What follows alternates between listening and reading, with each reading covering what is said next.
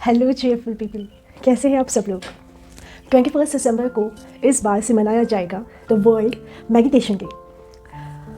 अब आप सोच रहे होंगे कि 21 जून को था द वर्ल्ड योगा डे और 21 दिसंबर को है द वर्ल्ड मेडिटेशन डे, तो ये 21 का क्या चक्कर है। 21 जून को आता है समर सॉलिस्टिस और 21 दिसंबर को आता है विंटर सॉलिस्टिस। समर सॉलिस्टिस का मतलब होता है जिस दिन दिन सबसे लंबा होता है और रात छोटी, और उसी का उल्टा 21 दिसंबर को होती है विंटर सॉलिस्टिस, जिसके अंदर दिन एकदम छोटे और रात एकदम लंबी।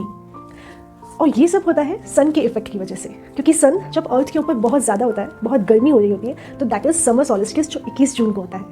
और जब सन दूर होता है काफ़ी अर्थ से, तो that is known as winter solstice. क्योंकि मैं अब आपको इसका स्पिरिचुअल सिग्निफिकेंस बताऊंगी।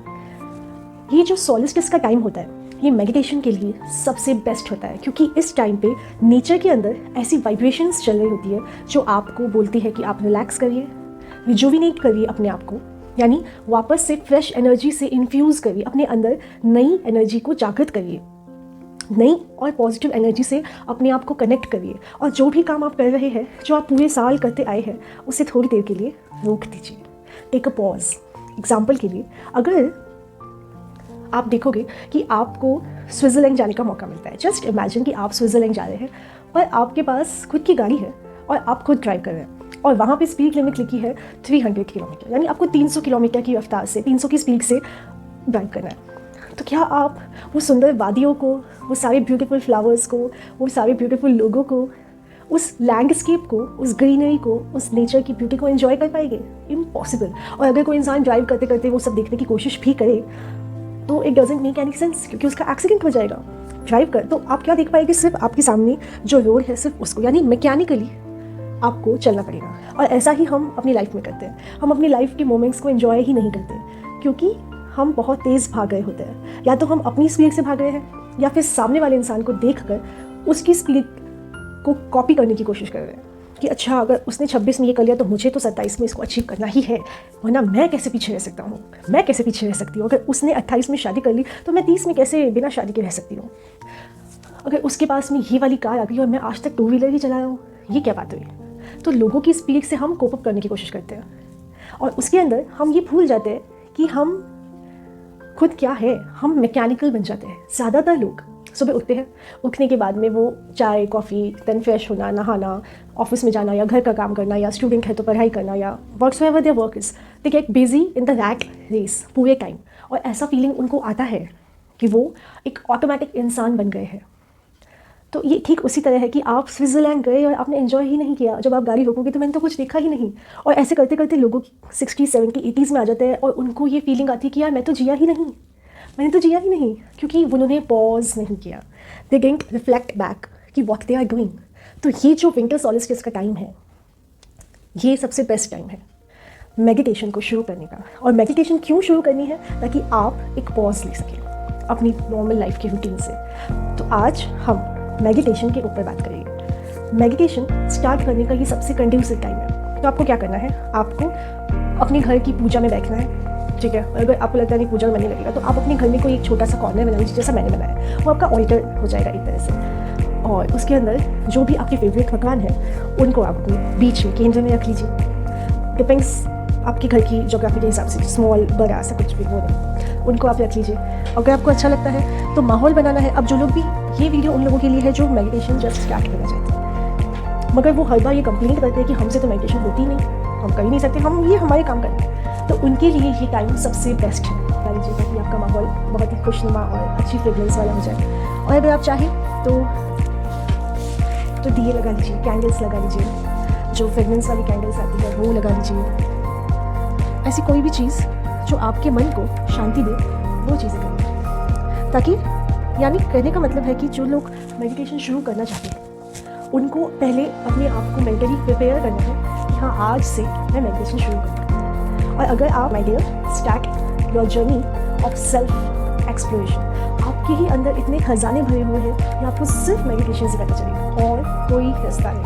और अपने आप को प्रिपेयर करिए मेंटली कि आपको ध्यान करना है सिर्फ 5 मिनट, सिर्फ 5 मिनट।